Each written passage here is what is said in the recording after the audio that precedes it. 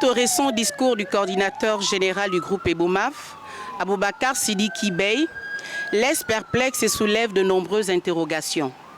Face à ces affirmations, il est essentiel de revenir sur les faits et d'analyser de manière objective les incohérences contenues dans ces propos.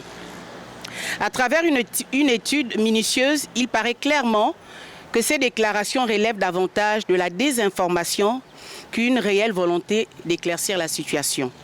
Nous avons noté plusieurs points, lesquels le non-respect des engagements par l'État gabonais, selon les dires de M. Bey, une accusation sans fondement.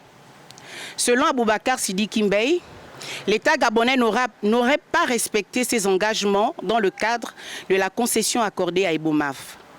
Or, il est évident que c'est Ebomaf lui-même qui n'a respecté aucune des conditions suspensives et nécessaires à l'entrée en vigueur de cette concession. Parmi les irrégularités constatées, nous citons l'absence du plan d'investissement. Aucun document n'a été transmis à l'État gabonais. L'absence d'acte de transfert de propriété des unités navales. Les navires opérés par Ebomaf Gabon ne disposent pas de documents de propriété valides. Le cas du IB Atlantique 3, qui navigue depuis son arrivée sans papier, en est une preuve manifeste. Absence de certificat et titre de navigabilité délivré par l'autorité maritime. Le seul navire exploité n'a obtenu aucune autorisation, faute de transmission des documents nécessaires. Le manque d'un plan de construction et de réhabilitation des infrastructures portuaires. Aucun plan n'a été fourni sous prétexte des litiges fonciers. Ces omissions majeures montrent que l'État gabonais ne peut être tenu responsable. Contrairement aux affirmations de Sidiki Bey, la responsabilité incombe ici à Ebomaf Gabon, qui n'a respecté aucun engagement vis-à-vis de l'État gabonais. Le deuxième point que nous avons relevé concerne la concession jugée caduque par le coordinateur général, M. Bey. Une contradiction flagrante. Si le groupe Ebomaf Gabon avait connaissance dès le départ de la caducité de cette concession, pourquoi a-t-il insisté pour faire venir des bateaux? Nous nous posons la question.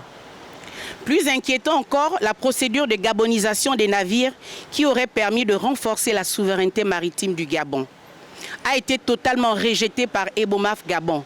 Cette attitude démontre une incohérence grave dans la position du concessionnaire qui semble vouloir tirer profit d'une concession qu'il considère lui-même comme nulle. Troisième point, la gestion opaque des recettes. Une manœuvre douteuse.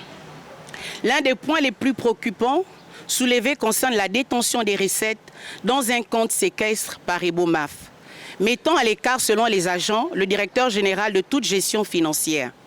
Or, les agents n'ont aucune connaissance de cette entité bancaire, ce qui soulève des soupçons de manipulation et d'opacité. Si Ebomaf prétend vouloir sécuriser les fonds, pourquoi n'a-t-il pas demandé la transmission des comptes bancaires des agents afin d'effectuer les virements directement? C'est la question que nous nous posons.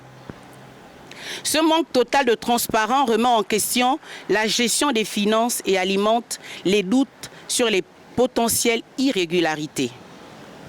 Quatrième point, les promesses non tenues par le PDG du groupe Ebomaf. Réduction abusive des salaires. Je m'explique. Ebomaf Gabon avait promis une révalorisation progressive des salaires, mais dans les faits, c'est le contraire qui s'est produit. Non seulement les augmentations n'ont jamais été appliquées, mais les salaires ont été progressivement réduits. Une telle gestion est sans précédent et traduit une volonté manifeste de fragiliser les employés que nous sommes. Ce qui va à l'encontre des engagements pris par le PDG du groupe Ebomaf. Cinquième point que nous avons relevé, accusation infondée contre le DG. Une tentative, pour nous, c'est une tentative de déstabilisation. Le coordinateur général d'Ebomaf accuse le directeur général de ne pas assumer ses responsabilités. Pourtant, cette affirmation ne repose sur aucune réalité objective. Dans une administration structurée, l'État sont délégués à des responsables compétents.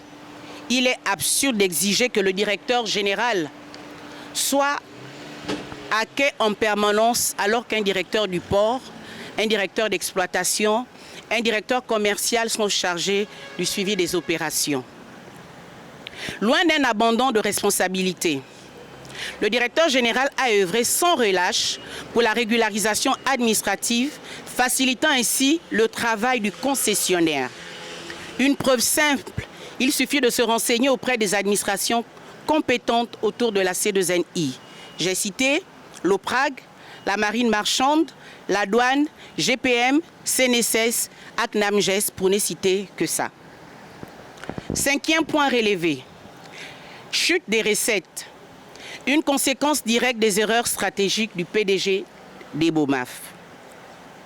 Avant le constat de mise à l'écart du directeur général par les agents, le DG avec son équipe avait permis de générer 200 millions de francs CFA sur le mois de février et mars, ce qui n'est pas négligeable. Malgré les contraintes opérationnelles, après ce constat de mise à l'écart, le PDG d'Ebomaf a décidé de manière unilatérale de stopper le transport des containers, entraînant une chute brutale du chiffre d'affaires. Cette décision illogique prouve que même avec des navires disponibles, même avec toute la logistique, sans une stratégie adaptée, aucun résultat positif ne peut être obtenu. 7e point relevé, une prise de contrôle financière opaque, un monopole dangereux.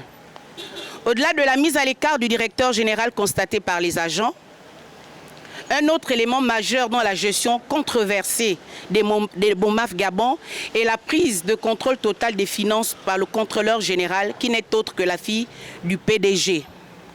J'ai cité Farida Boukoungou.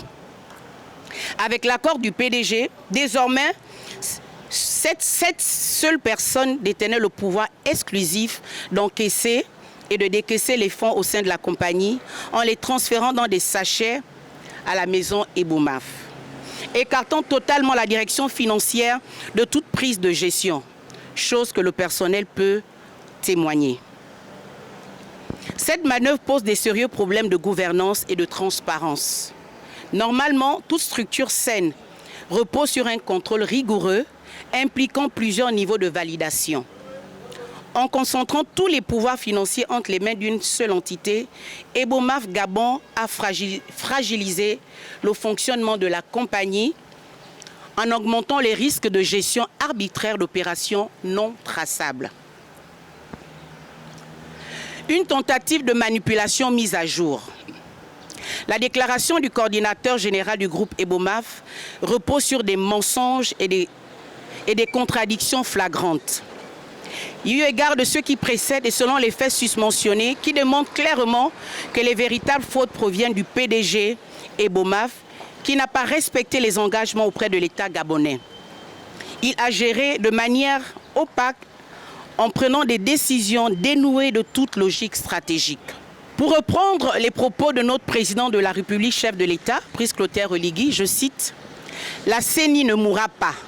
Et nous, agents de la CENI, nous croyons, comme notre chef de l'État, que l'armement national ne mourra pas. » Notre devise, union, travail, justice. C'est enfin notre essor vers la félicité. Unis en la concorde et la fraternité. Éveille-toi, Gabon, une aurore se lève, encouragez l'ardeur qui vive nous soulève.